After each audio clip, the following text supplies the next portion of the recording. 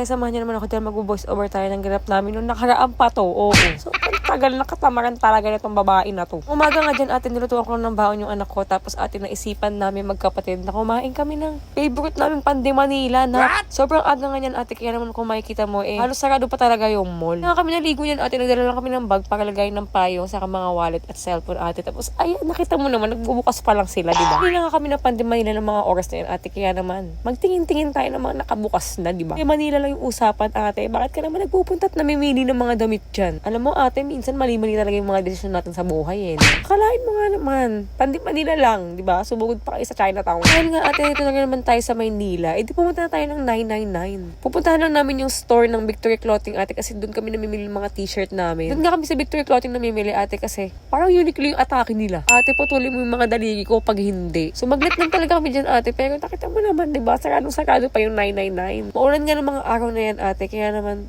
ano paki mo? Gagawin namin kung ano yung mga naiisipan namin. Kasi, why not? Sobrang affordable nga lang ng mga damit dito, ate. Kaya naman sumugod ka na. Ayan, Sa second floor lang yan, ate. Tignan mo naman yung mga itsura ng mga damit na yan. Diba? Sino bang hindi mo papabili dyan? Sabi ko sa'yo talaga, kulang ang pera mo kapag nagpunta ka dito.